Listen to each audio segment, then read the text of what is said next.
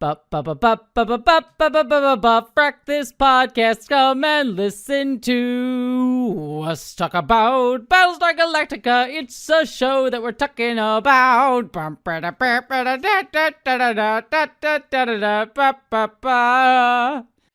Hello, interwebs, and welcome to the Frak, this podcast. I am your inhuman host, Jesse Gender, and I am joined, as always, by... It's Vera. You are especially done up this evening. Yeah, I had to record some videos today, so I have some makeup on today, so it's fun. Yeah, it's a good time. Yeah. Very pink and blue. Can't imagine why you'd be doing that combination of colors. No, not at all. I have no idea. No reason whatsoever. Actually, this is a good transition to it. This is the makeup I wore on the 4th of July.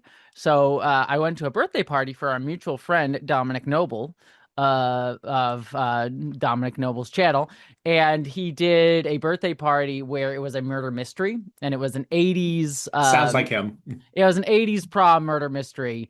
And it was a really fun time. I had a great time. I got to play one of the faculty, the math teacher. But I quickly learned the problem with there was like 4 or 5 faculty roles. And I quickly learned one of the problems with being one of the faculty characters is that like I have no inroads on the drama that's happening with all the kids. Like I have my own story with like the coach and the principal. Like I have all of these things. Yeah, But like in reality, you shouldn't have that strong connection with the kids. So like we got into it and I started learning about like, oh, I'm dating him and he dumped me and da da da da da. And there's like all these different reasons that people were saying for like why I'm like, this is just drama that like my character has nothing to do with. And so I realized like I'm not gonna be solving this murder because it's too complicated of like I don't have any in on like which thread to follow as a character. So what I did was there was an award for most money at the end of the game, and my character was already extorting people. Like I was extorting the coach and some of the students to get better grades. So I was just like, all right, I'm not going to solve the murder, but I can win that most money award. So I just went around like learning everyone's drama and figuring out who didn't need to know their drama. I'm like, okay, so you're dating this person and you don't want them to know that they're this person to know that. So give me some money and I won't tell them that. And so I just kept extorting everybody and I ended up getting it. It was very fun. I learned I'm very good at extortion is the long and short of it.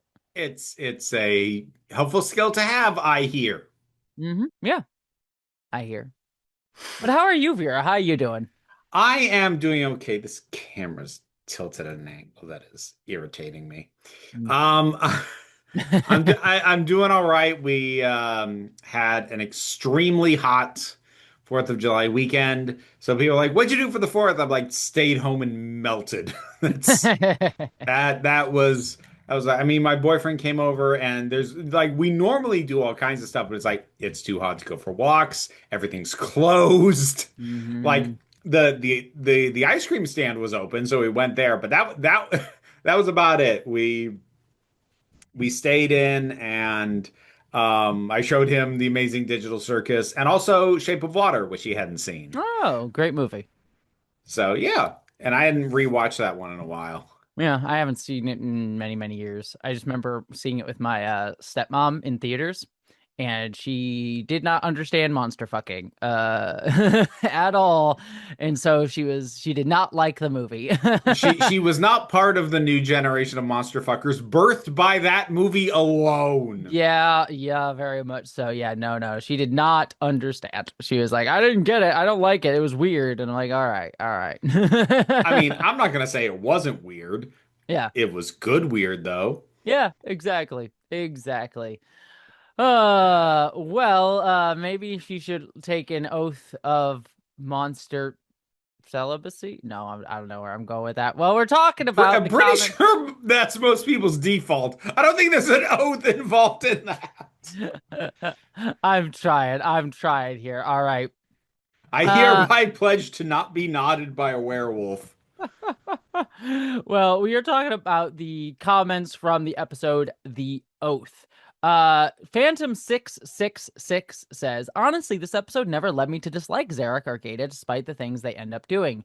With the very brick wall style of action that Adama always takes in his military mindset, this seems like the only way to gain any sort of victory for the mutiny slash revolution. The things this episode shows me is that despite everything in Adama and Roslin have not adopted or changed much since the bombing of the colonies, while Zarek has actually grown and adapted, and the only way Adama wins is just flip the table each time as Zarek keeps outmaneuvering him. What I do quite like is that despite everything, this episode still allows Gata and Zarek to maintain a sense of dignity and rationality despite being set up as antagonists. So, yeah. Yep. Again, Team Zarek for pretty much everything besides what he does in the episode after this one that we're talking about, that we talked about last week, which is killing the quorum. So, Yeah, that do you know how disheartening it is, to both hear from you and also to confirm, like, from little scans around what still exists of this fandom, to find out that shit Pegasus stuff are like considered the best story arcs, and I'm just over here tearing my fucking hair out. yeah, yeah, yeah. Well, Nathan Yeah, Re you know what? I'm actually gonna say something right here. This show has no good story arcs. It has good episodes, but individual episodes only. It has no good story arcs. They all New Cap suck. I guess New Caprica was okay. No, it wasn't. I thought it was all right out of all of them. It was the least uninteresting. How about that? Fair enough. Nathaniel Real Fraughton says, I've never seen the original Battlestar Galactica or Caprica, so I really hope they're better than this. We might lose Vera entirely. With all the Garrick mentions, we might need a break episode of Deep Space Nine just to give Vera a break with something fun. I mean, Battlestar Galactica, I am going to be curious to see how that show is going to, the original one, I should say, I'm curious to see how that's going to go, because certainly it's more campy and that like level of 80s sort of cheese that I know comes with it. It's also supposedly very Mormon, but I don't know if it's Mormon in a fun weird way or Mormon in a it's a Mormon kind of way. We'll see. Yeah, we'll find out. I feel like 70s and 80s was a time when people injecting their religious beliefs into their movies resulted in weird shit as opposed to boring and Yeah. preachy shit. But we'll see. Look, I at this point I will just straight up accept a different flavor of bad. That alone will be a very welcome relief at Yeah. this point. Yeah. Because God, getting to the end of this fucking show, this show is going to become my new The Shining. I hope you realize that. It's going to become the new thing that whenever I hear anybody talk positively about, I am just gonna have to like, I'm just gonna have to like completely turtle up and not say anything because I won't be able to say anything that isn't just fuck, I hate it. Well, I'm glad I've got you there. Oh, Jesus. Morgan Briarwood said Zarek is often philosophically right. Sometimes he's even morally right, but the show treats him as a villain because he's established from the beginning as a terrorist, not some kind of freedom fighter, though he sees himself that way. He masterminded his planet's equivalent of 9/11, bearing in mind when Battlestar Galactica was made, you don't get redemption from that, so even when he's right, his motives are suspect. Yep. Yeah. He a terrorist. He's a terrorism. Did a terrorism. Well, that brings us. Maybe there's no exit from this show. Maybe we will be stuck in this show forever and ever and ever. And speaking of which, we're talking about the episode No Exit today. Huzzah! So this is the one that Mm-hmm. I told you I would come into as open-mindedly as I could. Yes. Because this is the one where I'm like, this is the one that had the part that mattered, really mattered to me. And I know what it is. Yeah, you know exactly what it is, I know I'm sure. exactly what it is, and we'll deal with it very quickly. Mm-hmm. But also, like, right off the bat, just the fact that they titled it No Exit, I'm like, you pretentious fucks. Mm-hmm. Like, there's that, and there's a specific moment later, like, middle of the episode, I'm like, you felt like the smartest boy ever when you thought of that, didn't you? Oh, Mm-hmm. I can smell the smug coming off you. And the title gives me that too. For folks who don't know, No Exit is a Jean-Paul Sartre play. It's a great play. It's an amazing play. If you ever get the chance to see it performed, do. because it's really good. But even if you don't, just reading it, it's really, really good. If you've ever heard the phrase "hell is other people," it comes from that play. But yeah, if you're familiar with that play, naming naming almost any episode of a TV show after that is a little bit pretentious. Naming this episode of this show after that is particularly pretentious. Yeah. I will say this, having watched this now, this episode does not hold up in a lot of ways, but there are parts of it that I still am like, yeah, I see why this awoken things in me. Anyways, let us get into our recap. We get a distinct opening for this Yes, episode. which I notice, like, I'm because normally I skip like the first minute or so because it's like previously on Battlestar Galactica, but there was no previously on. I was like, wait a minute. So I did Mm. actually let it play through. Yeah, so we get some different images, but it says this has happened before and it will happen again. The Cylons were created by man, they rebelled, then they vanished. 40 years later, they came back, they evolved. 50,298 human survivors hunted by the Cylons. 11 models are known. One was sacrificed, is what we get. And then we cut to Ellen's death at Ty's hand, all the way back on New Caprica. Hmm. So we see that little bit again. And then Ellen downloads into a Cylon pod with a Centurion waiting nearby. So Ellen is indeed alive. And immediately I'm like, okay, well, this promptly plugged itself and burrowed into Jesse's brain to never let go because you have a character waking up in a high-tech sci-fi, very stark room, uh, alone, Actually, that's not the thing I was going to reference, without but an certainly, immediate yes. sense of what it is that's going on. Like, Yeah. yep, this is familiar. Yes. I mean, that definitely has influenced me just generally speaking. Though, weirdly enough, Caprica, the show, will deal with some of like the identities shit more overtly than this episode does. Okay. Identity, like, again, you'll watch Caprica and you'll be like, ah, okay. Yeah, I think maybe they should consider a plagiarism suit against Jesse. Not really, but like there are definitely ideas that come right from that.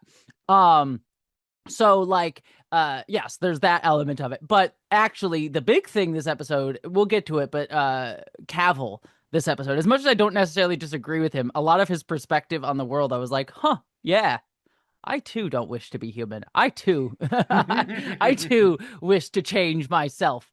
Get away from me, weirdly transphobic mommy. Oh yeah, they made Cavill interesting again in this Yeah, episode. yeah, they do. Took Which long enough. yeah, But Dean like Stockwell got shit to do.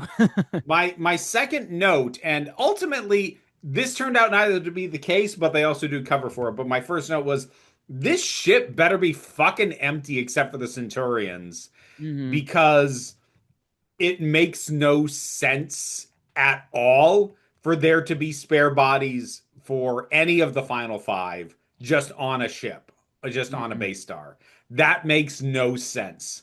And part of me even tried to parse it. I'm like, okay, but what if like the goo forms the body for them? Except we know that's not the case because we've seen the Yeah, rows no. and rows and rows of bodies. My explanation for it was because we learn in this episode that like Cavill did this to them. And I Yes, actually and wonder if it the plan might actually explain this too. The plan next that we'll watch next week might explain this as well. But I always thought of it as like he kind of set them up as like he like hid them away and like made his own rooms for I mean, them. like that's what I'm saying. This is basically covered for the fact that we find out that Cavill did know and has been Hmm. pretending he didn't. And I'm Yes. like, okay, that is actually enough to cover for this. Yes, that was always my explanation. I think even I'm not 100% sure, but I think the plan, which again we're gonna watch next week, everybody, so just be aware of that. I A think covers movie that that. is not considered to be a particularly good part of this No, but franchise. it is a basically what I'll just tell you this going. It is basically the first two seasons of the show from Cavill's perspective. Yeah, you've told me that. Yeah. It is an attempt to plug plot holes. I get it. Yeah, it's a 2 hour plot hole fix. Because there's a lot of them. I'd Uh-huh. catalog them if I cared. Don't worry, the plan's got you. It'll make Yeah, perfect sense. great. Great. Well, like in my case, it's like you're just drawing attention to stuff I didn't even realize you'd fucked up, in addition to all the stuff that I knew you'd fucked up. Mhm. So it's boy, that was gonna be a slog and completely wasted on me. Yeah, yeah. Well, we'll get through it together. But yes, Ellen wakes up in a pod, and she's like freaking out, and then she kind of like seemingly composes herself, which we can sort of later imply is like her getting her memories back and sort of being like, oh, okay, I know what's going Yep. on. Um, she looks to the centurion and asks, "It's okay. Can you help me up?" And then centurion sort of like looks questioning for a second. She says, "It's okay. You can do that much." The centurion goes over, offers her its hand, and like retracts its claws, and she says, "Thank you. You're very kind." So treating the centurion like a person.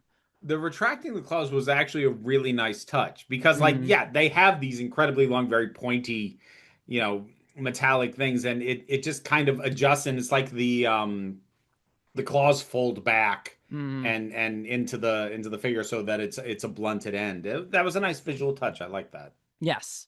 So we get that bit, and then we go back to the present day on the Galactica, and we see Anders is basically having brain surgery. Coddle's there, and he's sort of speaking, word salad, like among bright stars, I'm lost. We seek the great forgotten language, that I sort of could have thing. sworn he was shot in the torso, but I also wasn't paying that close attention, No, he got shot in the he got and shot they in the were head. shaky camming the fuck out of it. So Yeah. Well, Coddle says he's got a bullet in his brain. He's got a hematoma. You got to drain the swelling and all of that stuff. And then we'll call the brain guy to get the bullet out of there. Starbucks is freaking out and being like, "We'll call the brain guy." She's like, "I don't need Coddle's like, "I don't need a specialist yet. I can drill." So yeah, and Starbuck is being worried partner. She's like, when he starts drilling, Anders has like a reflex, and she's like, "Oh, he's in pain," and Cuddle's like, "That's just a reflex." And so one of the things that Anders says in his word salad is, "We've been to that beach. We've been to that beach." Sometimes Ellen would be there too because she loved the water. So kind of reflecting yep. on Earth when they were on Earth and the beach they were there on. We then jump back to 7 months ago, and I will just kind of say every time I talk about Ellen until the very end of this episode, it is a flashback to like different moments over the course of the last season or so. So just assume when I'm talking about her and Cavill, it is some form of flashback to previously. But Yeah. yes, Ellen is there by herself naked, and Cavill comes in to visit, and she calls him John. And he says, "I don't care for that name." And she's like, "I named you after my father." And I was like, "Ellen, stop being a transphobe. You let your child choose his own name." Again, I there's a lot of sympathy I have for Cavill, despite his clear like genocidal tendencies. I empathize with that, but I do empathize a lot with John in some of the things that he says. Um, And now you just dead named him too. The yes, fuck Cavill. is wrong with I you? know I'm a terrible person. Hard R's on the T on the appliance slur, Yeah. and now you're dead naming a character that you just complained about. My Uh, God, you are a monster. Terrible monster. Maybe someone should fuck me too. Uh, When am I coming over there again? I knew you were. I knew you were gonna say that. Anyways, John says you made me in his image. Thanks a million for that. Clearly, allusions to sort of biblical stuff there. Creator created all of that thing going on. Um, she starts talking, they start talking about Ty, and he's like, "I betrayed the resistance and he poisoned me. He did what he thought was right. He's what other man could do differently." And John, now I'm saying it because she keeps saying his fucking name that way. Cavill says he's not a man. And she says, "As someone with firsthand knowledge, I beg to differ." Get it? Because she fucked him. Yeah. And fuck, I keep putting my notes. Ah! Cavill says It's he's a in your machine. notes, isn't it? So are you. And Ellen sort of argues, depends on how you define things. Cavill says, "Well, our ancestors didn't crawl up out of the swamp. Personally, I'm rather proud of that." And Ellen says, "You haven't really changed at all, have you?" And Cavill says, "Well, I made vast improvements." And Ellen says, "Well, you're still the same petulant little boy I loved all those years ago. I had such high hopes for you." And Cavill says, "Appears you're still sticking to delusional thinking instead of accepting reality. We call that schizophrenia." Um, and then he starts to go head out, and Ella says it's a bit cold. And God fucking damn it. Cavill says, "I'll get you some clothes. I've seen it all before." As he heads out. Yep. So yeah. So Cavill knew the entire time is the big reveal here. And Ellen was one of the ones who created him and the other Cylons. So Yeah, I mean, like We'll get more info on this. Yeah. what we're gonna find out over the course of this is that the final five is completely misnamed. They are in fact the first five. Yes. They created the other models. Mm-hmm. Um, so that's been a misnomer from the start. Um, it's interesting actually they cover quite a bit in terms of like plugging holes with what's going on with Cavill because yeah, he's the only one who knows and of course that immediately brings to question why was he hiding it, but we're going to find out within the same episode. Well, it's kind of his fault that they were sprinkled among the general populace and didn't know what they were. So, he has a reason to cover his tracks because it's probably a safe bet that the other Cylons would not have been chill with him With any having of this. done that. Yeah. Nope. Not at all. I Well, mean, it does still beg the question as to why no other model of Cylon had existing memories of these five because it's not like he like so we're gonna find out later that he basically unplugged them from from their existing long-term memories, set them up with fake memories, and just at various points in time planted them on Caprica. And and like I said, it makes sense that he doesn't tell anyone else that he did this because he does it of his own accord, and the other Silence probably wouldn't have signed off on it. They don't cover for the fact that, like, okay, but shouldn't other Cylons have known who these people were before he did that, though? hmm. That doesn't get covered. And I'm I was. curious. I think they might mention it later on in offhand rule, but I assumed he erased their memories as well. That's too big for I me. mean, I feel like they explained in this episode he helped create them. He was the first of their kids, and so like I feel like he would have some level of ability to like manipulate memory, especially if he's able to do it for his parents too. I get that, but like the scale and scope of it, like you could come up with some bullshit tech. Oh, it just he updated on the cloud and wiped it from Oh, well, everyone's memory. It's also too, we don't know.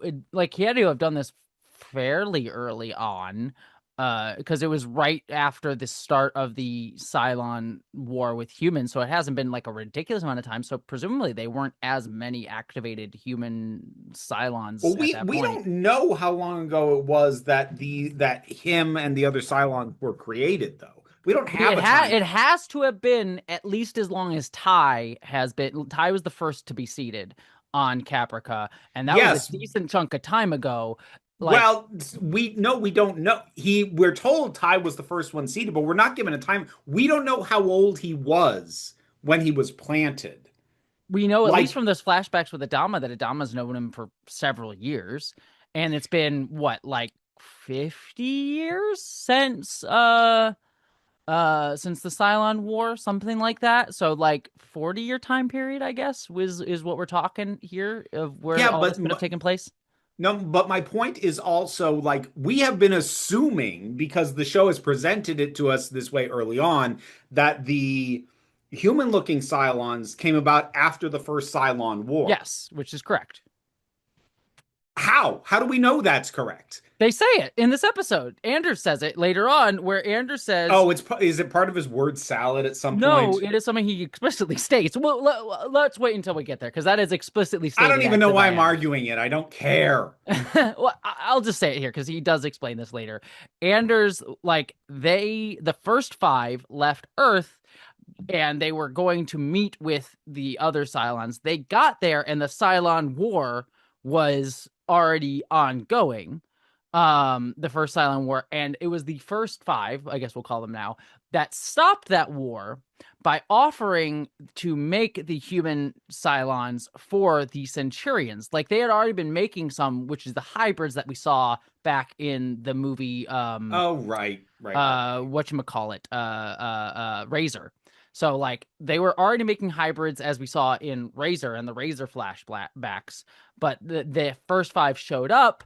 They said, "Stop the war. We'll help you finish making human Cylons." So all of the human Cylons, Cavill, and the rest of them were all made post the first Cylon Civil War. Now, there were other humanoid Cylons that existed before that, which were the first five, which we'll talk about more in a second. But all the ones that we have primarily been dealing with, besides the final five, were made after the first Cylon Civil War by the first five, and Cavill was the first of those. And then he seeded, like he stopped his parents from making more, seeded them on Caprica, with Ty being the first, and then led the genocide against humanity.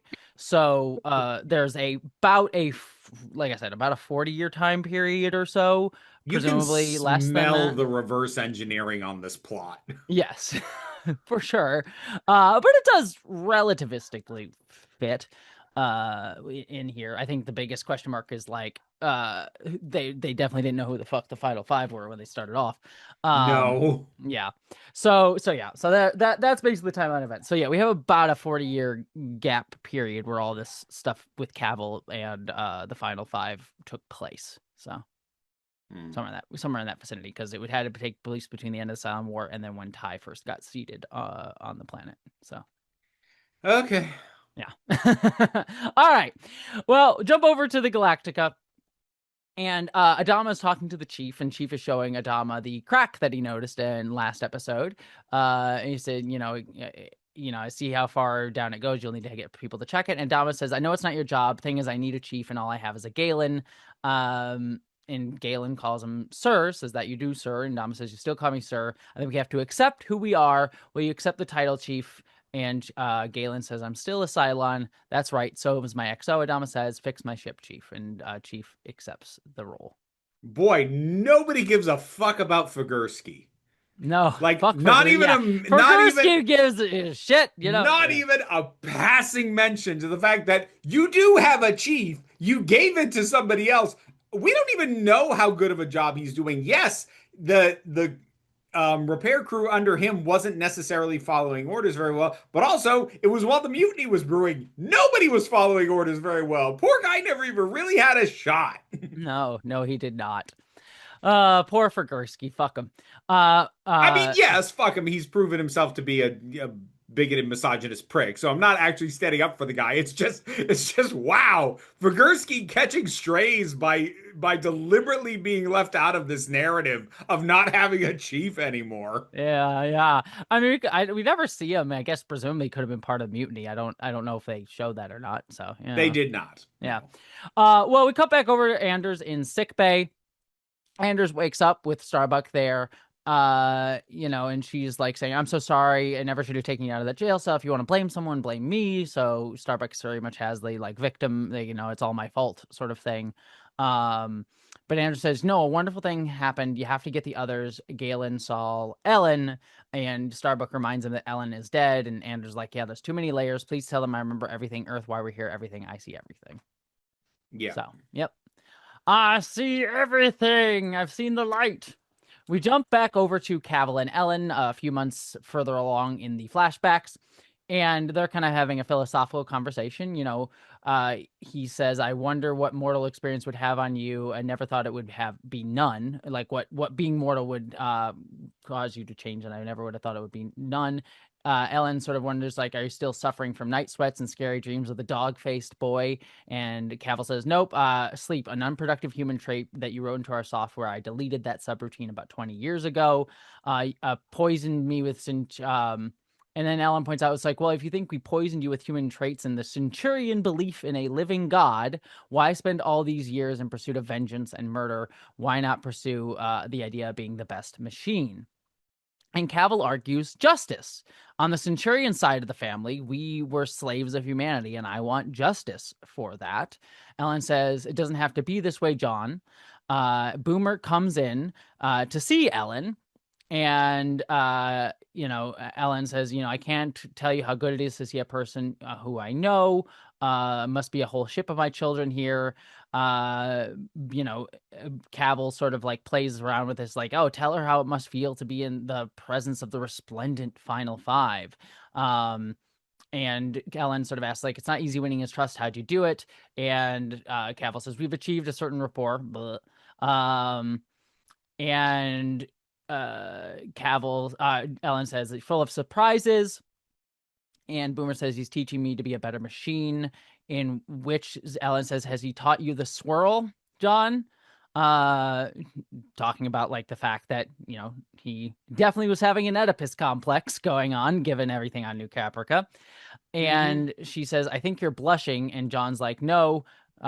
Saying John, Cavill says, no, it's just blood pressure that you gave me with this miserable body. And then he says, stay here and have a heart to heart with your creator. Ellen then asks Boomer, well, Cavill says before he heads out, like, ask her why she made you the way you are with all these conflicting impulses. Tell her how extraordinarily happy this makes you. And then Ellen says to Boomer, he likes an audience, some to nod along when he talks about justice. But watch Boomer make up your own mind. You skipped over the big eye roll moment of this Mm, scene. yeah. So there's a bowl of fruit. Mm-hmm. And since we are dealing with overt things like mentions of a one god and talking about Ellen as a creator and her calling these people my children, since we're dealing with biblical nonsense, what is the most on the nose hack bullshit thing that Ellen could do right now? Eat an apple. No, worse, offer Boomer an apple. She Mm-hmm. holds that apple out, offering it to Boomer. And Mm-hmm. Boomer turns it down and then she starts eating it. God damn it. I could feel the smug. I could feel the pleased with itself on that script moment. I'm like, "Oh god damn it, man. Come the fuck on." Mm-hmm. I, Ugh. I I don't mind it as much. I think it's fun, but yeah. If I had more respect for Ronald D. Moore as a writer, I might think it's fun, but it's like you smug shit. Well, we jump over to She's Aunt. Boomer, don't you see? She's offering you knowledge and you're turning it down. Mm-hmm. Ugh. Well, we jump over to Anders, and he's basically given backstory time where he's like, all right, Ty and Ellen, you two were together on Earth, and so were you, Tori and Galen, which Galen sort of laughs at, but Tori seems to take in. He's like, you were madly in love. You were It, planning on it getting married. it threw me off at first that Tori was there because like last we'd seen her, she was on the Base Star, and that was even before the mutiny had started going down. So I Mm-hmm. was like, would she actually feel safe coming back here? But then like I guess it's covered by the fact that if Sam is Anders like, is. I have information, yeah, okay, fine. I guess she'd come back for that. But like because Tori has been such a non-entity, like she has become the single most throwaway character Mm-hmm. since that reveal. And like the thing was, Tori wasn't the most explored character prior to that either, but I also didn't necessarily have expectations of her to be. She was a solid supporting character, and that's fine. But then you made her important and did fucking nothing with her. Yeah. Yeah. Like Well, the amount that she's used is not actually less than before the reveal of her as a Cylon. But the thing is, after the reveal of her as a Cylon, since she was far less established than everybody else who was revealed, it should have meant they did more with her, and it didn't. no, don't worry, they still will, and you'll love Oh it, I God. bet. Well, you did just hear that I'm she had feelings for Galen just now. So, yep, no, I'm burning through my booze real quick, so and pick and up the Galen's pace. single now. So guess. Don't worry, it's worse than you think. I hate you. Anyways, yes. So Anders explains basically some backstory. They all worked in the same research laboratory on Earth. They were warned that Earth something was going to happen on Earth, so they downloaded into the thing that they had planted in the ship's orbit around the planet. They reinvented resurrection. They didn't invent it. It came from Cobol. And it went out of use because we were able to have kids on Earth, and so we were just reinventing it. And Ellen was the one. Like everyone was very smart, but Ellen was the one who made this sort of big leap to get them there. My note at this one was like, oh, so you people are just never happy. Yeah. Be because we just have this cycle of like, oh well, we used to resurrect. Oh, but then we could have offspring.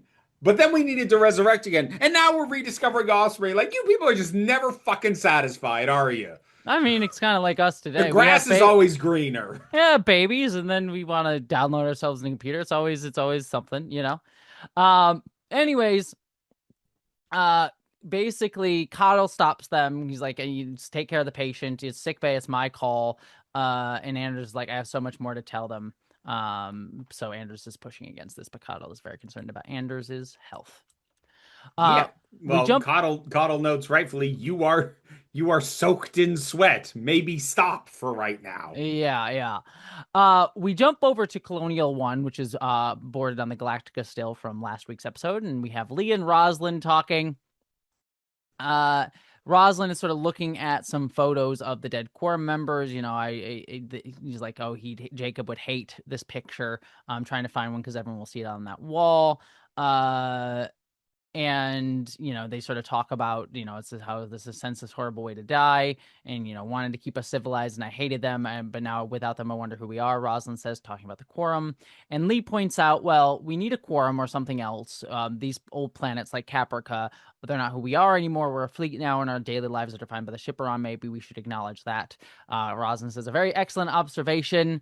I'm glad you're saying it, Lee, now, and not Zarek, that bastard, when he said it literally 4 seasons ago. Uh, Yeah. Oh, but don't you understand, Jesse? He was a bad guy, TM. yeah, right. When Lee says it, oh, what a great insight. Zarek says it 4 fucking years ago, and we finally get around to it fucking now. I I hate this show's I was gonna say I hate this show's politics. That's not strictly speaking true. I hate this show's moral absolutism. Mm-hmm. Zarek is wrong because he is the bad guy. Therefore, everything that he does and says is wrong and to be held under suspicion. Lee is a good guy. Therefore, everything he says is right and justified and should be adopted immediately. It's Mm-hmm. this moral absolutism of this is good person, this is bad person. It's the same reason it fails to really properly examine the moral choices of Adama or Roslyn. There are characters present who do question them, but they are shown to either be the bad guys, TM, like Zarek, or they are falling from grace, like Gata, in which case they are also to be disregarded. It's just that there is, in the minds of the writers of this, there is this hard line. And on one side, you are correct. And on the other side, you are wrong. And the actions that you take while on whichever side don't actually matter. If you're on Mm-hmm. that side, that's what you are. Which, holy fucking shit. What is this grade school dodgeball teams level style of morality? Bullshit. Yep, very true. Well, basically, Roslyn offers Lee to become the new president, essentially in all but name. She says, "I'll keep the title, but you can assemble the new representatives. I need to let someone else do the heavy lifting." And Lee says, "I would be honored if you think I'm the right person." And Roslyn says, and I wrote down like, "Oh, Vera will love this. You have always been the right one. My only concern about you're so hell bent to doing the right thing that you sometimes don't do the smart thing." And Lee says, "I'll try to be smarter and wronger." I mean, look, from a writing perspective, that's actually a cute line. Mhm. It's not true. Yeah, It's he's it's also been wrong and unsmart. yes, he has frequently been both wrong and stupid. Like we Yeah. don't need to increase that. But also like this whole scene is like making a big deal of Rosin like passing the torch of power to him, which might have landed somehow if we hadn't already had it well established that she doesn't want to hold on to power anymore, so her passing it on has no meaning, and B, he was already president for a hot minute. So Hmm. like this is trying to be a big moment, but it's a combination of two things that already fucking happened. Yep. Yep. Well, we cut over to the Chief and Adama, and Chief is showing Adama. some huge cracks in these beams that run throughout the ship, and he's like, yeah, it's been, running throughout the ship, and it's a 50-year-old ship. We've experienced things that would have crushed lesser ships, like slamming into the atmosphere of New Caprica. It's eventually, if you keep jumping, it'll buckle in on itself. um but he says it's a good clean break and I can fix it. Just don't jump her for a while. I can squeeze some more life out of her. And Adama, there's also a little moment that I like where Adama says, "Oh, they cut corners," meaning like, not all the rivets and bolts were like put in when they first built the Galactica way back when. But Adama says, "You can fix her, but I want it to be an all human crew, all right?" And there's a sort of an awkward moment, and Chief says, "Yes, sir." See, I also really like that moment with asking the cutting corners, but like you cut short the exchange because the the way Adama asked that, he's kind of offended because Hmm. like he is a deep personal connection to this ship at this point, and he's kind of like, "Are you saying they cut corners?" Is it in a tone that isn't quite "What'd you say about my wife," but it's kind of close, Yeah. and Chief just has to look him in the eye and go, "Yeah, they did." Just in a tone that says like, "Look, I know you care about this ship, but it was a ship that was not built to last this long. Yeah, they cut some corners, dude. I'm sorry to tell you." And I really like the tone and the delivery of those lines. No, it's a really good sequence. I do like most of these scenes between Dama and Chief throughout this episode for a lot of those like personal reasons with the Dama there, and his feelings of, and Galen sort of like, you can see a lot of like stuff going on with him of like this feeling of, who am I, what am I doing here, with like the sort of taking on Adama's kind of racism essentially of like only human crew, but saying that to a Cylon, and Galen's like, sure, you know what I mean. So Yeah. yeah, yeah, which I kind of thought was interesting. Jump back over. Ty and the other three of the final five, who are the first five, whatever you want to tell them, are talking to Anders.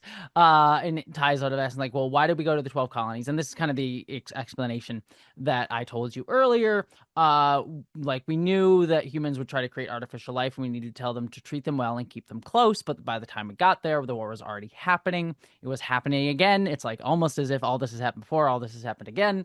Um, and part of the reason that this was the case, timeline wise, was they hadn't invented jump speed. They traveled at relativistic speeds. So time slowed down for them, but thousands of years passed in, real time. Or I guess it's not real time because it's all relative, but in the time for Yeah, everybody else. yeah, I actually this is a good detail to include Mm-hmm. as to why, upon leaving Earth, these first five didn't get to the other colonies to be like, "Hey, don't be mean to your robot slaves, please," a hell of a lot sooner. Basically branching off the idea of Earth in specific had not created jump technology. Like maybe that got invented in the interim. Heck, maybe it already existed on the other colonies and they just didn't have it back on Earth. Doesn't really matter. It plays out the same either way. They have to go sublight speed. Yeah, yeah. So it was an interesting little detail. Um, but again, uh Anders is like, they're pressuring Anders, and Starbucks like, maybe slow it down a little bit. But he's like, I need to keep, so much is coming back, I need to keep going. The Centurions are already trying to make flesh bodies. They created the hybrids, as I said, so we stopped the war and we said, we'll help you. And we developed 8 humanoid models, and which case Starbucks says we're missing somebody. So we start to learn later on that she thinks this might be herself, but then Anders starts having another seizure. He sees everyone's like glowing for a second and starts seizing. I called there was a 13th. Mm-hmm. Yeah, you did. I You did. did. I fucking called that. Now, well, I'll talk about it in another episode when we get to that. But we do learn a little bit more Now, about that like, I other model. called no specifics on that, so I can only brag so much. But the existence of a 13th caught me off guard precisely zero. Yes, there is a 13th. We'll learn a little bit more about him in just a moment, in this episode, and we'll talk more about him as the show goes on.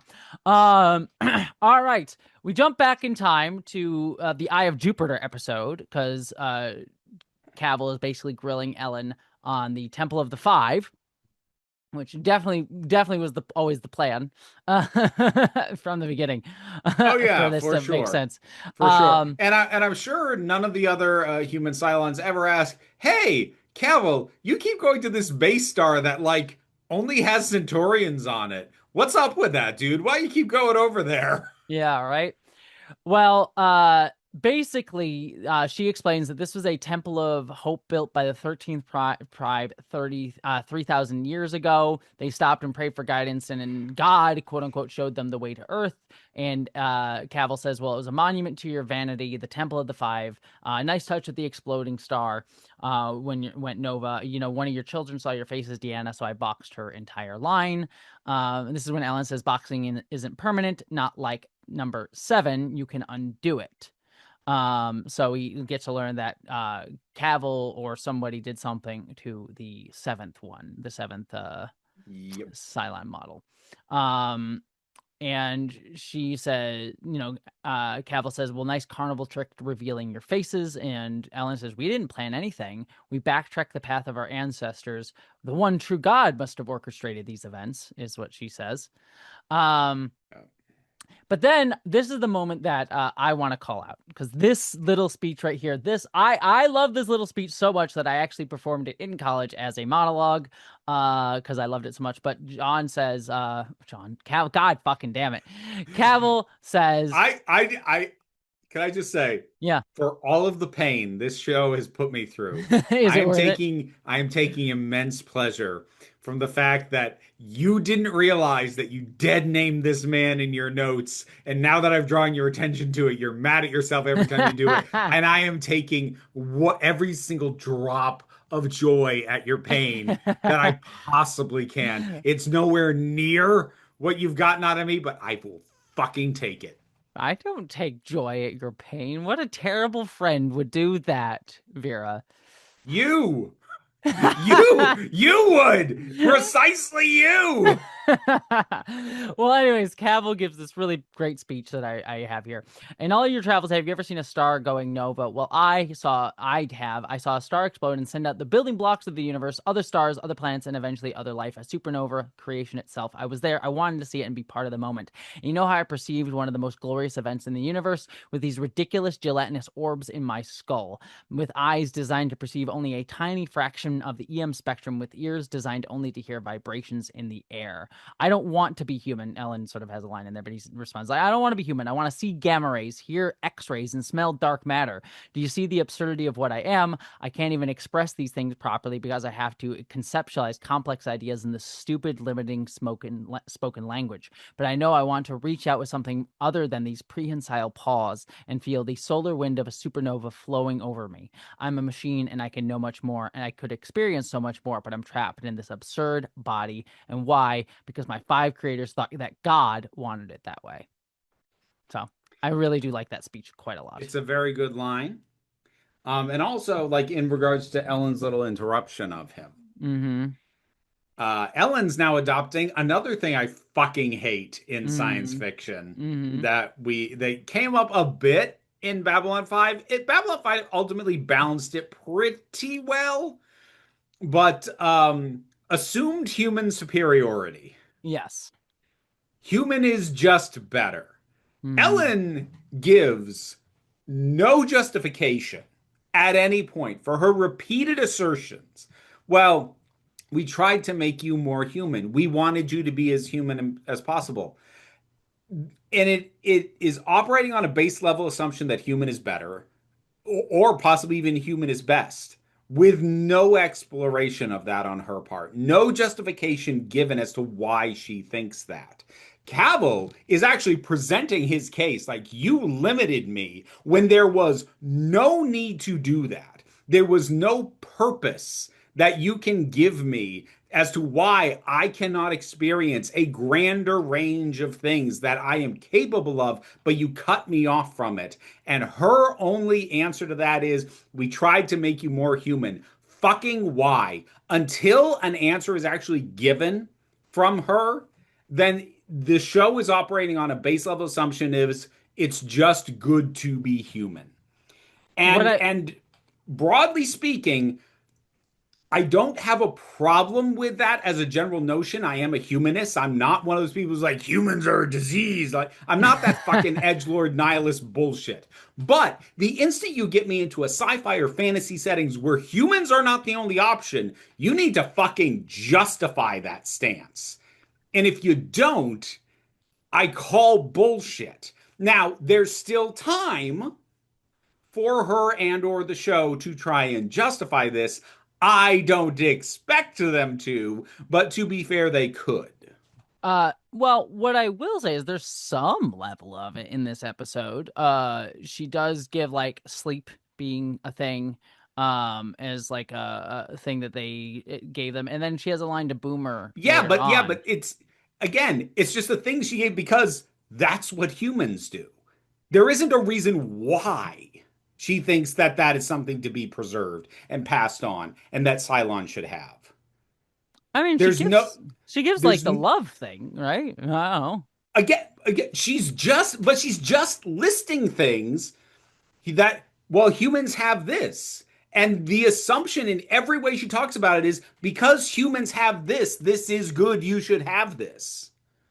I don't. I would push back a little bit on that later on, where she says she's not saying like humans have this, therefore good. She says these are things that humans have and we value them, which is like still coming from a place of presumption of like human supremacy, but in a way that is, I think, justified. And I will at least argue the show here is kind of presenting like a philosophical, like you can argue whether it does it well or not, but a philosophical argument of here's what Cavill says, here's what Ellen says, and Boomer's kind of listening in the middle as some level of synthesis, and arguably kind of the storyline that's even going on with Adama and Galen kind of gets at some level of synthesis between the two thematically as well. And I think that there is some layer of like thematic, like human is not necessarily better, Cylon is not necessarily better, Machine not necessarily better, but maybe some synthesis of the two might be angling for what we're going for, which is, I think,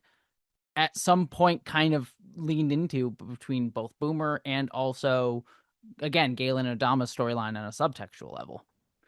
I I mean, I disagree because like what so Cavill actually makes a case. Yeah, I think he makes the much For stronger case, which is why I love that speech. Yes, I'm not yes, disagreeing with you. And but you know what I'm getting shades of from that?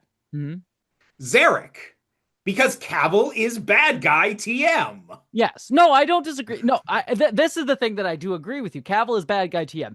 What I will at least give it to some degree, again, whether or not we get there super well, but like, here's where I'm like, I'll just say this all now because might as well, because this is where it's influenced me. Like, I very much love Cavill's speech. Why I relate to that speech is on a trans level, to be frank, of like, oh, especially when I was younger and I wasn't out yet, but I related it as the idea of like, I want to be more than my body that's been assigned to me. And he is very clearly pushing back against Ellen, who literally uses language at certain points of like, I loved you in the body that I gave you, which is very turf coded language. Oh yeah. Yeah, it's like very turf coded language, especially if you read it as that metaphor. So like I relate to Cavill that way. I also just relate to like I just also like body manipulation shit. That's why I love cyberpunk nonsense. Like, yeah, like fucking let me upload my fucking body with whatever fucking nonsense. Oh, I always hate like TV shows or whatever that's like, where will we lose being human? Like, how much will you lose if you inject yourself with technology? I'm like, I don't know. I fucking let me inject myself with whatever shit. You know, I'm curious to Let upgrade my me keep body. adding robot parts and I'll tell you. Yeah, exactly. I'd love to do it. What I'm against is like fucking putting the brain chip from Elon Musk in there. But if I could have autonomy in what I'm putting in there, fuck yeah. And that goes into trans stuff of like bodily autonomy to have surgeries, which is a similar kind of thing without the direct like technological element. Still like bioengineering, I guess if you want to call it that. Because I did it to my genitals, like quite literally. So like I relate to that heavily. And so I love this both on a sci-fi conceptual level of like, yeah, augment my body. That sounds cool. But also on a trans level, metaphorically, with this stuff. And Ellen, again, comes across very turfy in a lot of ways.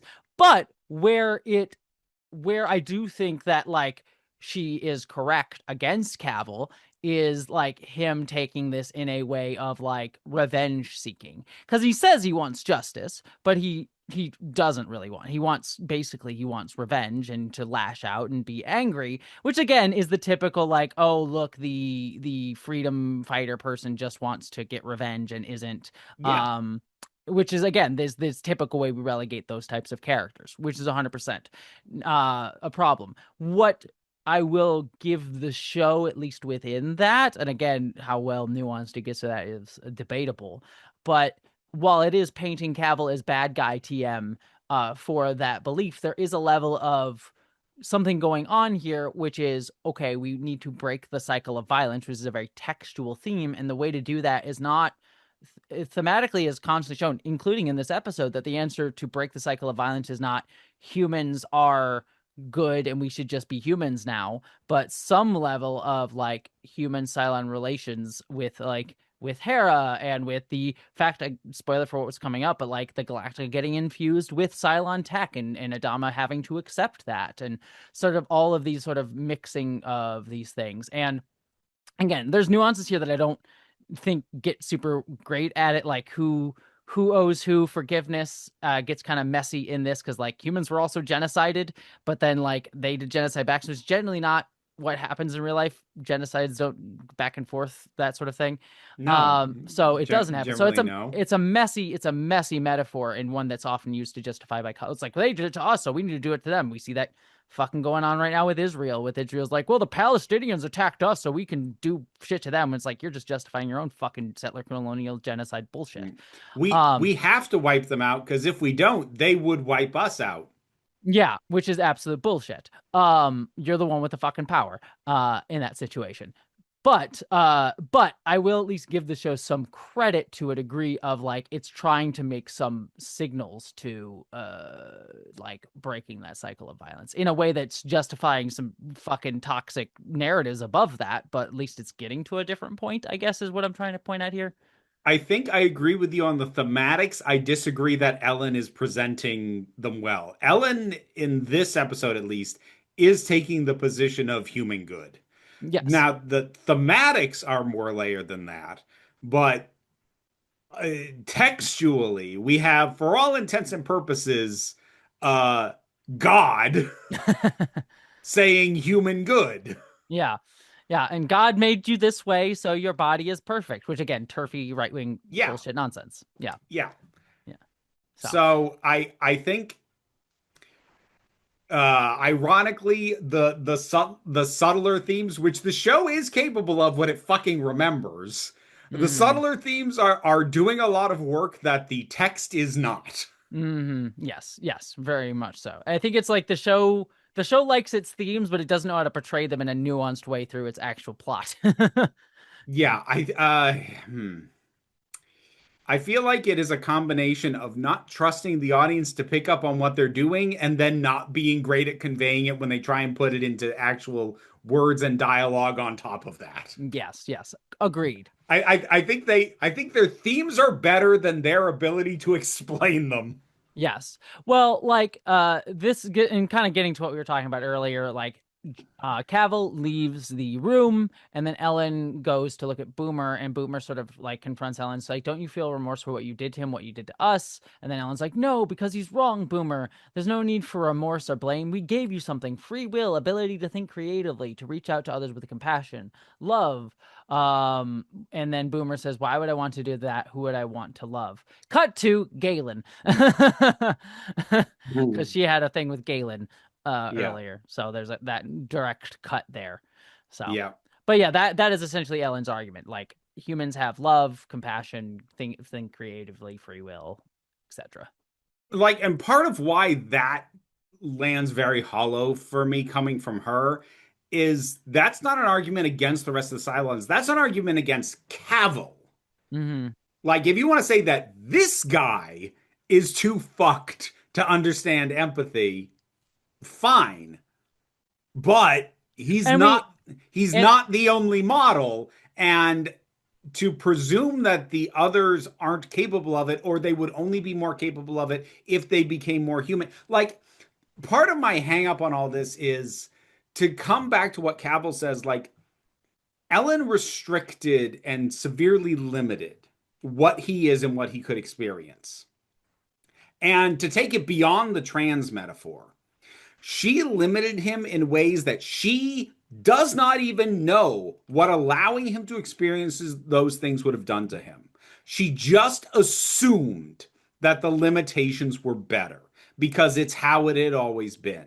Hmm? And that, I think that more than anything is what I mean when I said there is no justification for the limits that she puts on Cavill. Because he says, like, I could have experienced all this. We have the technology. It could have been what I was, and it's not.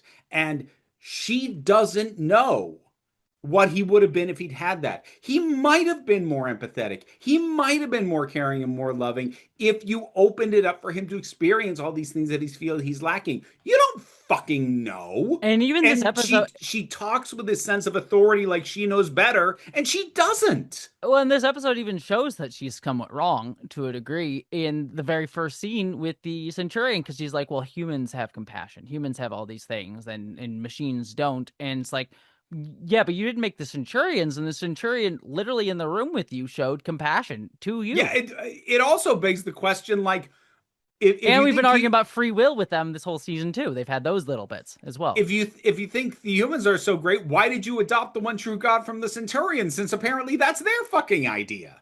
Mm-hmm. Like what? So I mean, I think there is some level of Again, like I textually, don't. like Ellen is. I don't think necessarily the show is unaware of those contradictions. To be fair, where we go with some of the things later Let me on. put it this way: I don't think that that there is an intentional. I don't think there is intentionality behind the idea that Ellen's presentation is pushing the human superiority agenda.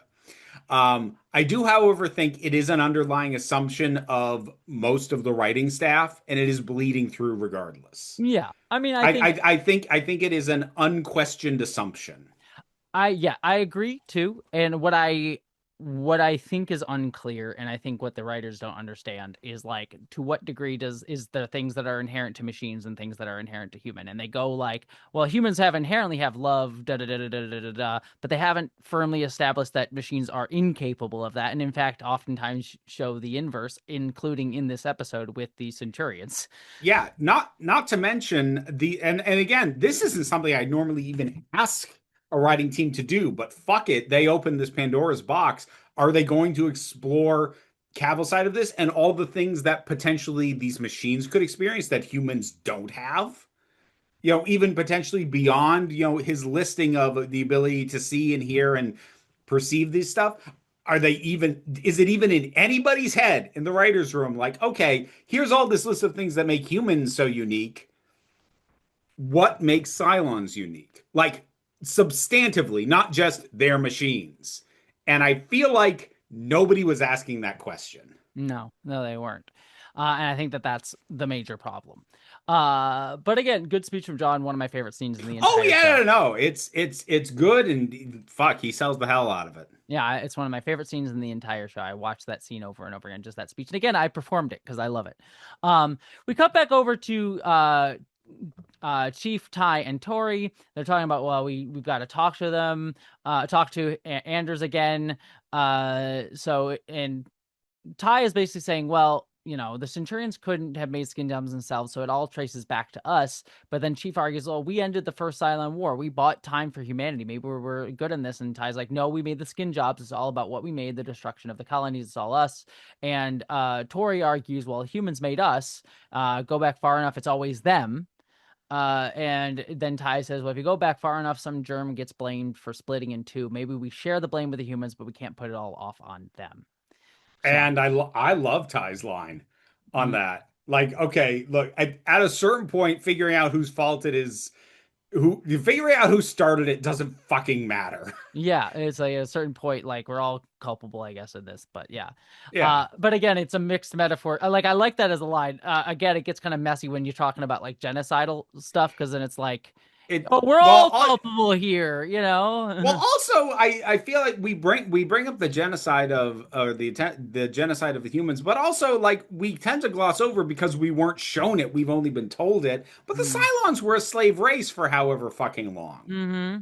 Yes. So it's like it's Well, backtrack. I say the Cylons. I'm starting to think that maybe we should just talk about the Centurions and the Cylons as separate yeah, we can species talk at about this that. Yeah. point. Yes. They seem to functionally be that. So I guess then the Centaurians were the slave race. But that's something that that I think both you and I are well, I was gonna say you and I are guilty of glossing over, except the show also fucking glosses over that too. Well, yeah, because I think it's an important element of like the problematic nature of this narrative. I mean, I go back to we talked about Israel Palestine, but like again, part of the way that is Israel justifies its genocide is again saying like, oh well, they did it to us, so we can do it to them, which is again not true in actual historicity, but is also not true in justification either way. And it's like this constant like, oh, it's a constant cycle of violence over and over and over again, and it's this thing that you see repeatedly from colonizers, not just Israel, like America's done it too, to indigenous folks. Europe did it to black people, of like, well, it's a cycle of violence and they do it to us, so we can do it to them, back and forth, back and forth. It's like, no, you were the one with power and you are the one that enacted this horrific thing against people, and when they fight back against you, you use that as justification to say they want to be the oppressors too, they're supremacists as well, and we're really the magnanimous ones by stopping their supremacism. And so this show has set up a contrived scenario where there's an endless back and forth, a cycle of violence throughout history, and it's alluded to as like all this has happened before, all this happened again, Yeah. of like apparently like humans have killed Cylons, have killed humans, have killed Cylons, humans have killed Cylons over and over and over again throughout history, back and forth, which in human history, in our real life history, is not functionally what happens, generally speaking. It is one group of people creates a supremacist society and continually justifies oppressing the other people. And yes, the people that they oppress will fight back, and some of those people that fight back may have supremacist ideologies in return, but for the most part, those are people fighting back against oppression. And that is not the same as a repeated cycle of violence. So Yeah. that is the problematic element of this, and any sort of cycle of violence story is the problematic element of anyone that takes this cycle of violence story as read without getting into that nuance, which this Yeah. show does not. So And of course, here's the big kicker of pretty much any cycle of violence story ever, because regardless of whether or not you, dear listener, feel that there is some truth to the cycle of violence, take a careful look at how those narratives get resolved in any story where it comes up. It is always the oppressed who are asked to end the cycle of violence. mm-hmm. It is never the oppressors. It is always the job of the oppressed to end the cycle. It is never the job or the duty of the people in power. Pay attention to that, because if you find yourself thinking, okay, but there's some truth to it, even if you feel that, think about the narratives where the cycle of violence is key and brought up and invoked, and think about who is asked to end it and who is just let off the hook for it. Yeah, it was always on the fact of the oppressed to make concessions. Yeah. It was a thing that I didn't bring up. I'm doing the Star Trek podcast with Tawny Newsom and Andrew T, which is the Star Trek podcast I'm doing. And one of the things that I didn't bring up was on the episode of The Outcast, which is the non-binary episode of Star Trek: The Next Generation. The tried to do a gay episode, accidentally did a trans Yeah, episode. Yeah. yeah, and it again. I talked about how it gets some of that stuff well, but there was a moment that I didn't bring up in our discussion, but it was one that was like, this is one thing that I disliked, which is there's this conversation between Riker and the non-binary alien where they're talking about pronouns, and I said like this is a good scene, like it was an accident, but it's a good scene to model like, oh, I don't understand pronouns. How do I like that sort of conversation that trans people do? But there's a moment in it that I dislike where Riker says, oh well, if I screw up a pronoun here or there, don't get upset at me, I'm trying. And I'm like, you don't get to be the one to ask for that. Riker. Like, you don't get to be the ones like, oh, like, forgive me if I, intentionally misgender you. It is the trans person who gets to say, like, it's okay, it's fine, I'm not really bothered by that, but you don't get to like excuse yourself preemptively for your mistake. You know what I'm saying? Yeah. Yeah, and it reminds me of what happened in real life. There was I directed an episode. I'm sorry, this is a tangent, but it's just interesting to me. There's an episode of Nebula show that's coming out, Subliminal, that I've been talking about, that I directed, and there was an actor on it, John Rubinstein, really wonderful guy, adore him to death. But he's an older guy, and on the set, as I was directing, he would just go, I would give him a direction and he would say, yes, sir. And then he would immediately be like, oh, I'm so sorry. I'm so sorry. Because he was upset that he had thought he had misgendered me. I didn't read it that way. I just read it as like respecting me as the director and using sir as a non-gender thing. But he was like, it's an impulse for him. And he also wanted to make sure that he wasn't misgendering me. And so it was like an impulse. And then he sort of recognized it and apologized. And then I brought him aside and I said, hey, look, I understand like why you're doing that. And I appreciate it. And it's very sweet and endearing. And I understand where it's coming from. It's okay. And it's fine. But he never at any point went to me and being like, well, if I screw up, like, you can just forgive me. All right. It's like, if that he had done that, that would have been a bit like, chauvinist is the wrong word, but like a bit chauvinist in the Yeah. attempt. But he never did that. And it was just, it's kind of a similar thing, happening in these dynamics where it's always like, well, you're like, forgive me if I screw up for you. It's like, it's always on the oppressed or the person or the marginalized person to like forgive the person's transgressions above them. You know what I'm saying? Yeah. And that was explained. That's like what Riker is kind of chauvinistically doing in that one episode, and kind of occurs in a lot of these stories in small and big ways. So, Mm-hmm. yeah. All right. Well, anyways, that was a long sidetrack, but we jump into Anders talking to the brain guy, played by John John Hodgman. Hodgman. What the hell? Yeah, John And Hodgman. like what's extra weird is I checked. He'd already been on the Daily Show as a correspondent for like 3 years before he was given this part. And I'm like, okay. I Like, think he was a big Battlestar Galactica fan, and he wanted to get this cameo, as I believe the history of this little beat. okay, that tracks because otherwise, like, it was cool to see him, but otherwise, my brain was like, if you wanted me to take this character seriously, this No, is I don't think probably so. not the casting to do. No, I think that this is intentionally meant to be a little bit of comedy in this episode. He Well, intentionally yeah, plays it. I mean, it's not overblown, but he plays the character, a little bit awkward and a little bit insensitive in that he's just excited to poke around in somebody's brain kind of way. Yeah, yeah, yeah. Which I liked. It's a nice, like, little, like, Yeah, no, it's fine, but boy, he showed up and I was like, the fuck? yeah. So yeah, there's a bit of like that kind of humor in here of like, I just like to poke around and like very neurodivergent coded of like, hey, I just want to poke around in your brain and let's have some fun. Like, Like, yeah, of course oh, we'll fix it. look, Yeah, yeah. look at this X-ray of the bullet in his brain. This is real cool, huh? Yeah, Like it's kind of his energy. yeah. But essentially what they say is they can fix it, but they need to take it out and let the brain heal, and it's kind of a dangerous thing. And the big point of contention becomes that Anders clearly does not want this to be taken out if it means his memories are going to be going away. He doesn't want the potential to lose them, but he also starts speaking in word salad. So Starbuck, who is still his wife at this point, aphasia. yes, Starbuck, who is still his wife at this point, then because of his aphasia, she is given the ability to decide for him, and she chooses for him against his clear wishes otherwise. Yep. So, and she very seemingly regrets this. Like she's not super.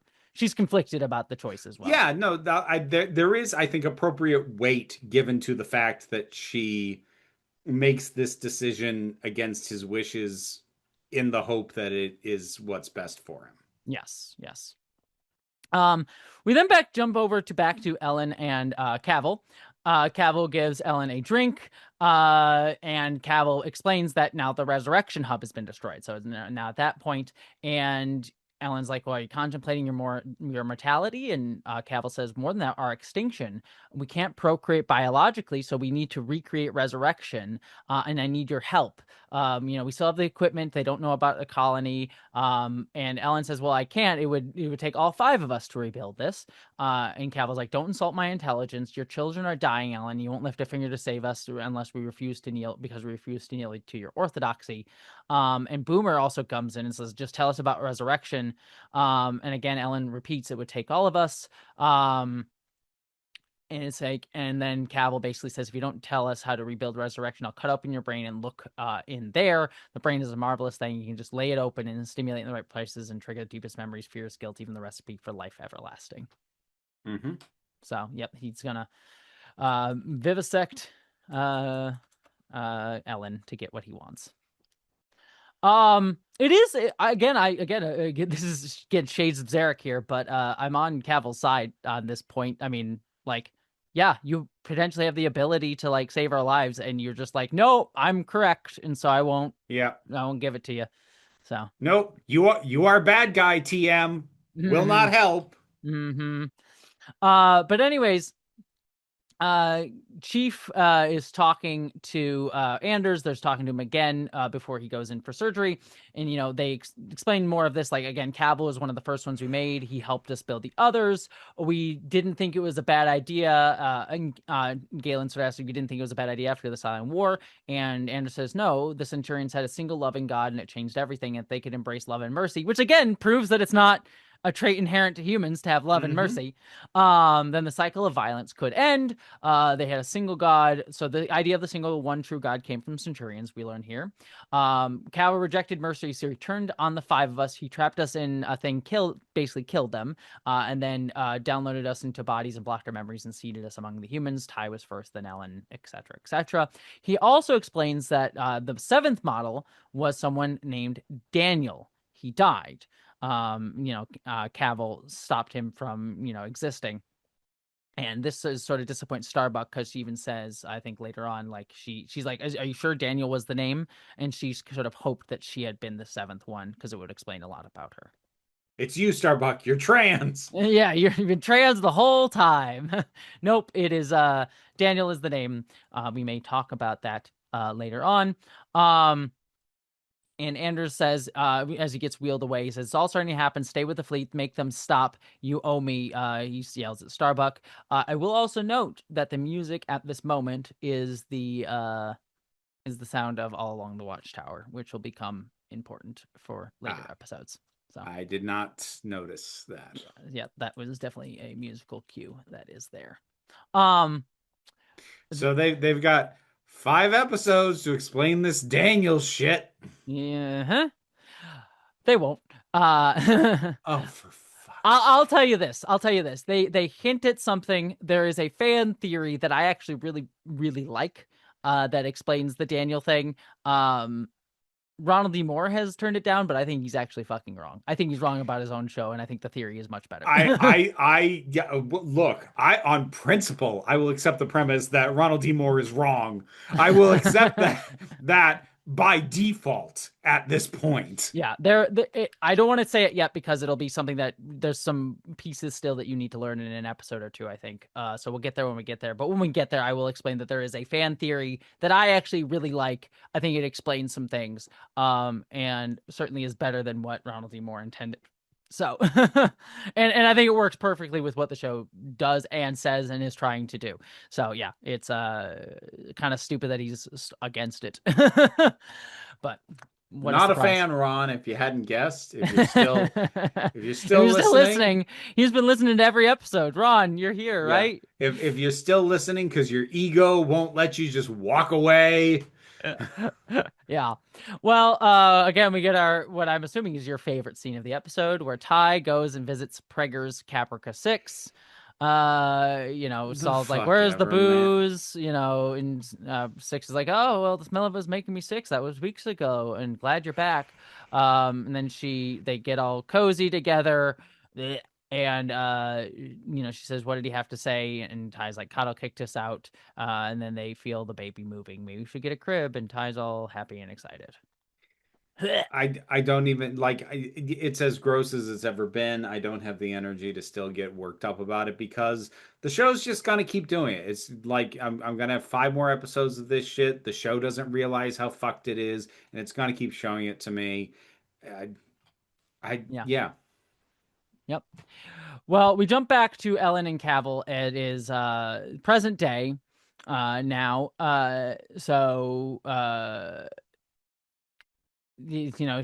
She says to Cavill, "You're doing this like this brain surgery because you're a sadist.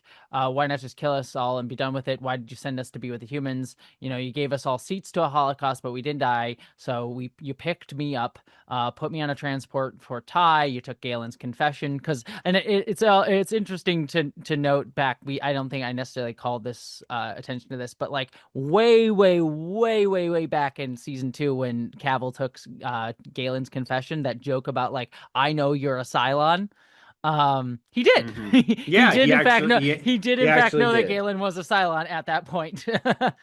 So that's very funny that he's sort of that scene has many rolling changes to it if you go back and watch it at different points in the series, because then it's like, oh, Cavill was the Cylon the whole time and Galen wasn't, and then you realize like, oh well, Galen, both of them were Cylons, but Cavill wouldn't have known that at that point. Oh, actually, they both are, like, Cavill did know at that point. So it's just a fun little way that line has evolved if you watch at different points in the series.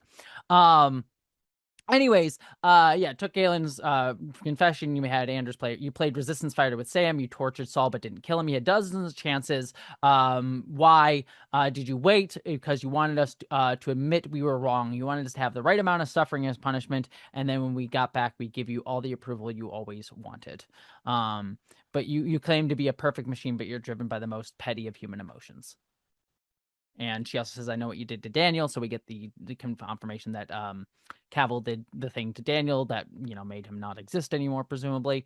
And Cavill says, "Well, Seven didn't thrive. He should have been made out of more stuff, sturdier stuff, like metal." Um, and yes, he's been Cavill's like, you've been dancing around it. It's not that we're irredeemable. It's like, it's not my maker's fault, not God. You have done oh, sorry, Ellen says this to him. It's like, you have done terrible things, but you are not a terrible thing. You're the boy I made. You can be good. I love you because I made you. Which again, very turfy vibes from a lot of that statement. Um, and then he says, "I'm going to go scrub for surgery. Can't wait to see what perfection is like on the inside." Yeah. And Cavill also has a line that like I know why it's written this way because they're trying to adopt Ellen's like, oh, you're a petulant child thing. But they give him a very petulant child line, which was like, look, if I'm the way that you made me and I'm bad, that's your fault. You made me this way. I'm like, oh, Jesus Christ. Yeah, yeah. Uh, I did it from watching you. I learned it from yeah. watching you, sort of thing. Um. Anyways, back on the Galactica, Chief and Adama are talking, and basically Chief shows them that there's hairline fractures throughout the entirety of the ship. It's in her bones, as he said. I love the way they do this, where Mm-hmm. like I don't know if it technically makes sense, but basically there's like some sort of stuff that they get into the like the girders and the supports and everything, and then shine a light on it, and it's like you can see all the hairline fractures, and it's like looking at blood vessels Mm-hmm. running through the ship, and I really like the Chiefs line on that, like it's in her bones. Her bones are rotten, and Mm-hmm. seeing that impact Adama, like that. Other than Cavill's speech, these scenes are probably the best scenes in the episode. Yeah. Yeah, and Galen says he has an idea that can help. There's something on the base ship that can make it stronger, but it's biological. And Adama is very much against this. She asked me to do this job. What's it worth to you? And Adama is staunchly against it. Which is, I will say, there is something interesting here, that like the thing that Dama is rejecting is the biological element of it, when he wants to save the technological part of the ship, which is seemingly what you would think would be the opposite when he's like anti-Cylon, which would read as technological. You know what I mean? I think it's Well, just an yeah, but interesting little inversion of it. it's biological technology. Yes, biological tech. I like textually, I get the reason, but it's just kind of it's one of those things that kind of gets at the contradictory nature and the fact that it's like all these things kind of interweave and we sort of again the show is not smart enough to necessarily get at it, but it's something that I do like, which is this idea. If you anyone ever reads Donna J. Haraway and the Cyborg Manifesto, which again was something that I discovered through through Battlestar Galactica because loved John, and then I found Donna J. Haraway who wrote this beautiful book called The Cyborg Manifesto that everyone should read. But it is literally like how our society creates hierarchies of like man is above woman, and man is above technology, and man is above nature, and man is above da da da da da, and it creates these us versus them sort of narratives. Man is God is above man, and da da da da da da da da. And it says these things are separate and hierarchical. When in truth, all of these things interweave with each other. Technology interweaves with nature. You know, it's not technology versus nature. They're part of each other.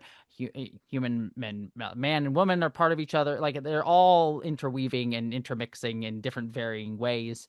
And they're not against each other. So we are all in some ways cyborgs. And so I like this thematically, even if the show is not smart enough to get at it, even though it kind of thematically wants to, which is the idea that like technology and biology and nature are not as oppositional as they appear to be.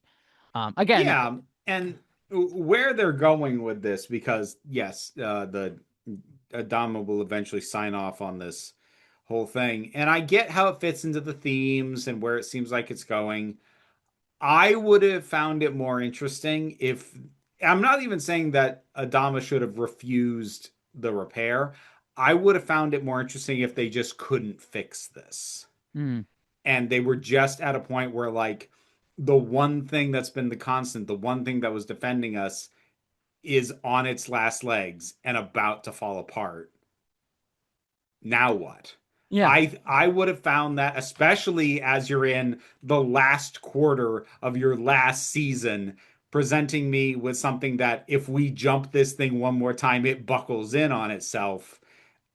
Well, I what I will say is that the idea of presenting a fix so that that's no longer the case feels a little cheap. what I will say is that becomes more textual later on. Like this doesn't fully fix the problem either. I think it's just more of a this will give it as the show will say, this will give us just a little bit more time than it would have otherwise. Um, but I like so they're kind of having their cake and eating it too. I guess a little bit is what's going on here. Yeah, But I let me put it this way again, and this is one of the episodes where I said I like it a lot. Again, this episode has a lot of problems. It still has many of the problems that the show does.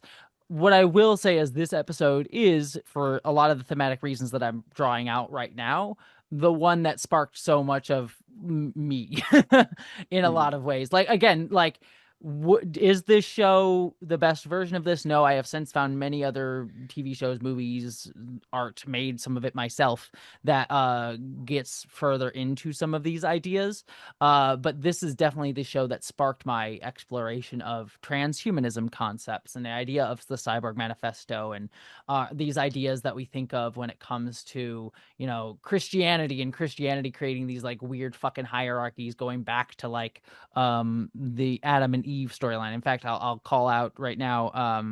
I'm working on I just finished a script for a video that'll be going up on my channel at some point about the movie Obsession that gets at a lot of these same ideas and like how women are sort of seen to be as made for man, going back to like Pygmalion or also Christian's view of the Garden of Eden story, and how that it's created. So anyways, this show definitely sparked a love of and interest in these themes that heavily influenced me to this day and have become obsessive themes for me to this day.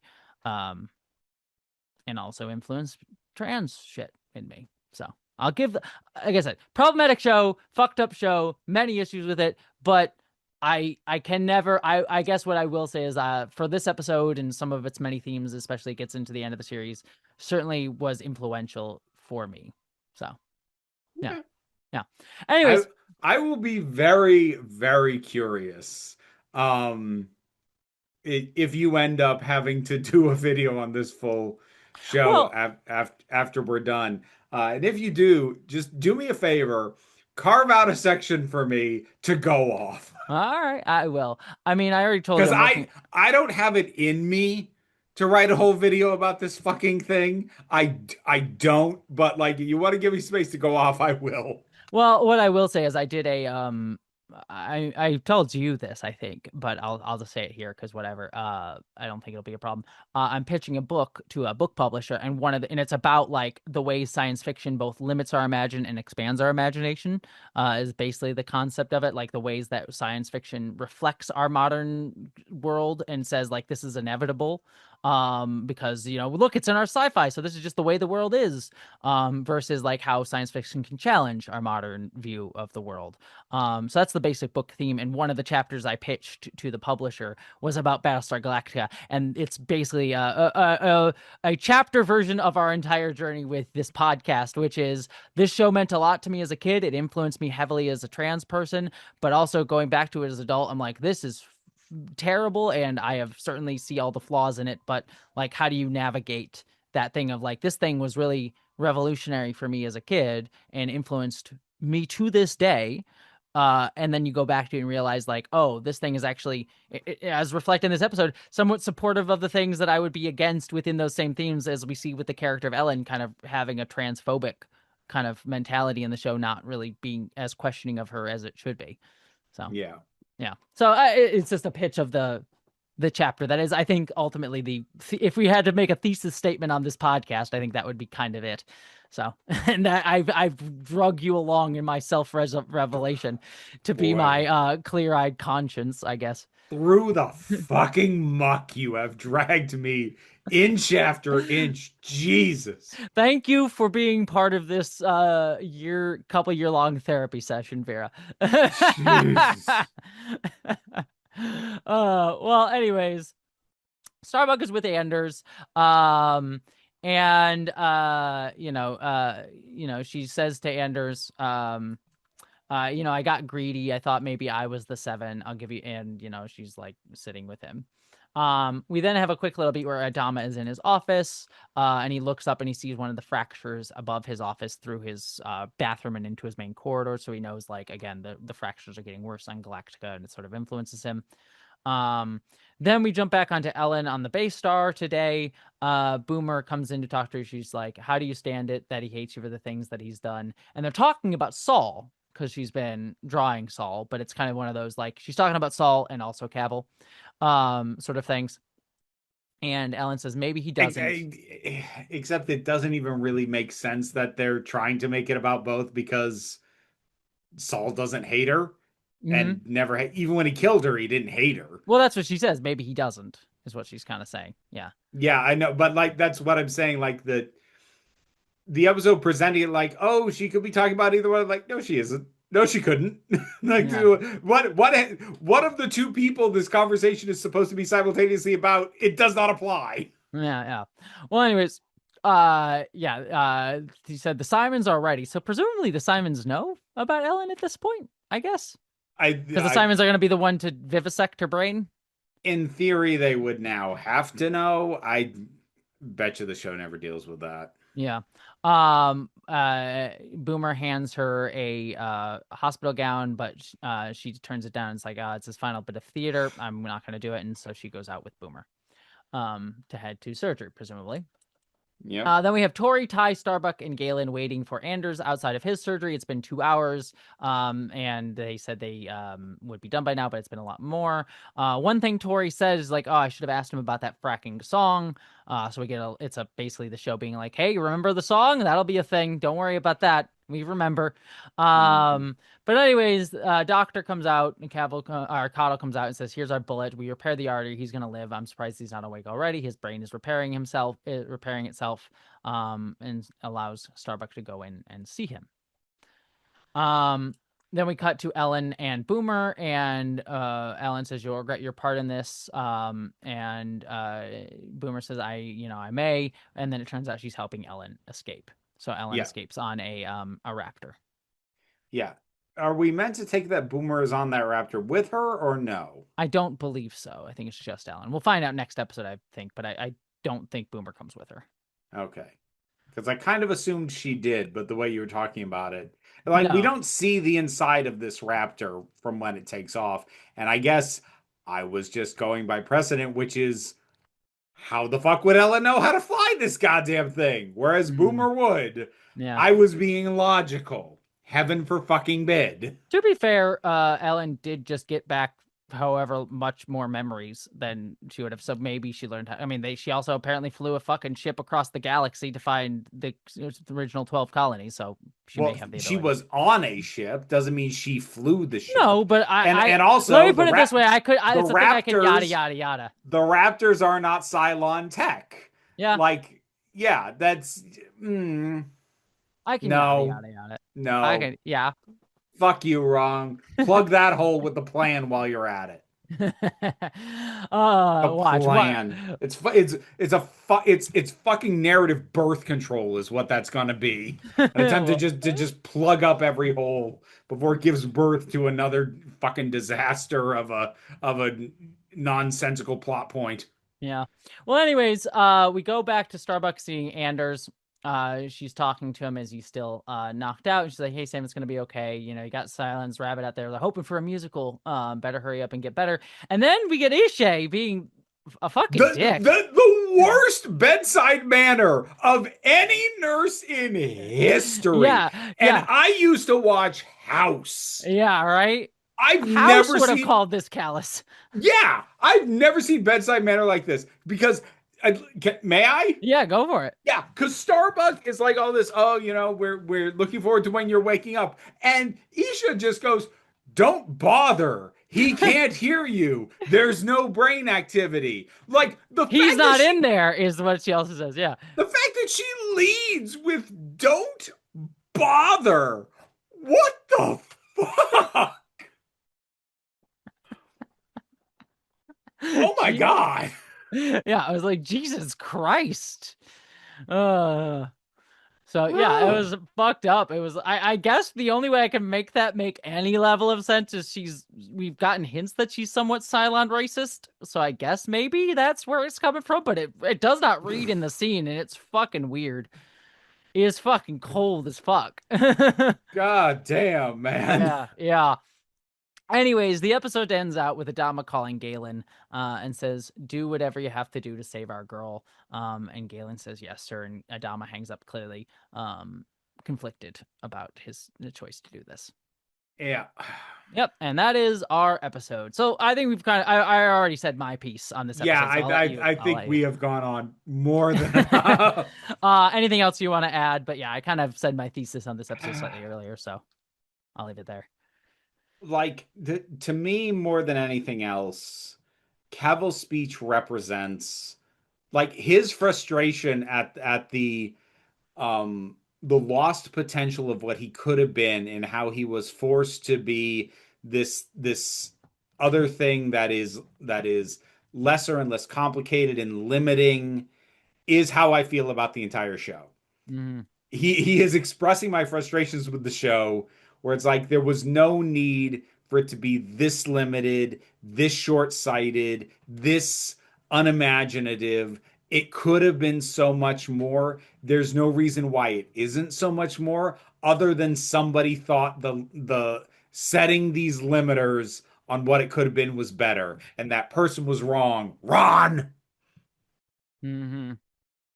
Well, I also feel I should also say we give a lot of shit to Ron, deservedly so. But David Icke also deserves some shit too. He was also the co-creator of the show, so. Sure, both of you. There you go. So I'll go for fuck you, David. Let's get that in there. Ron's been told enough times. Fuck you, David. You should have done more to help. You probably were part of the problem too. Fuck you both. Well, like I said, I already said all my thoughts about this episode. It was an influential one for me, but certainly one that has not aged well in coming back to it. But it definitely cracked a little egg. I that's basically what I'll say.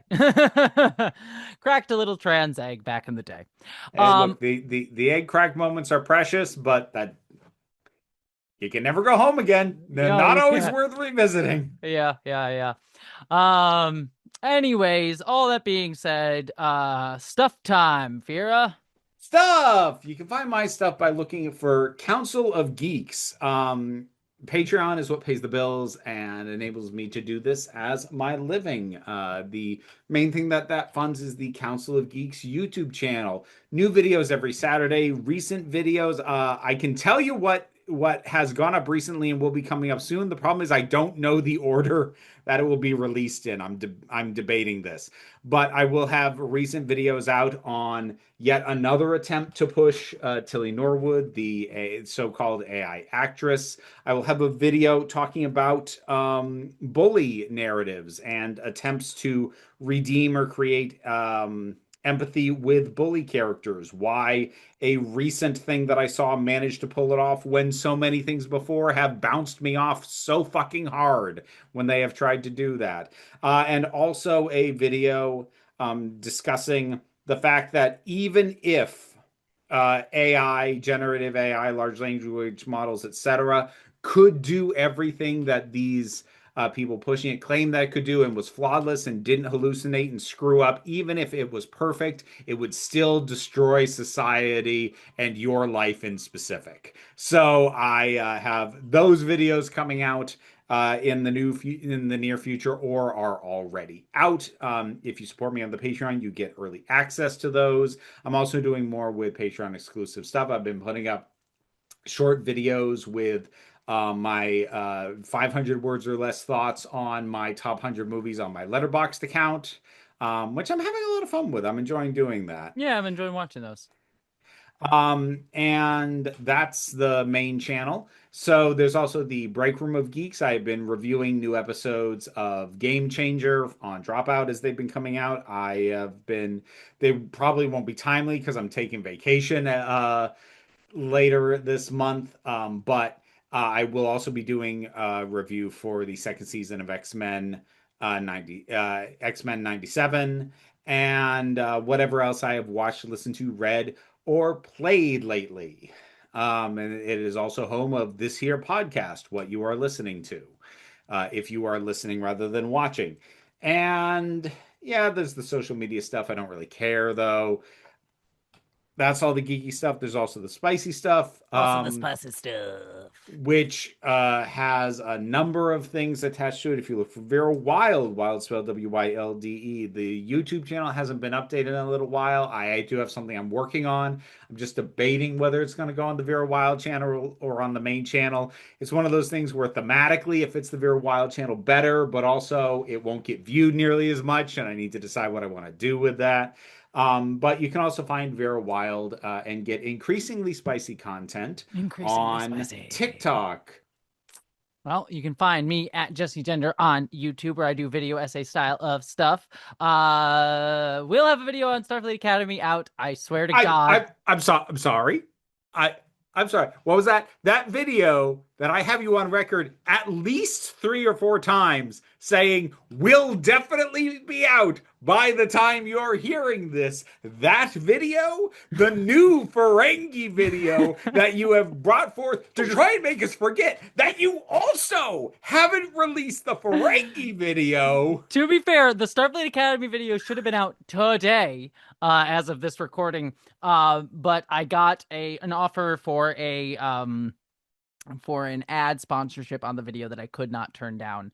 But because of that, legally, because of the contract I signed, it has to go out on the 16th or 17th. So just look for July 16th or 17th. The video will be out on those days, for sure, or else I have broken a legal contract. So okay.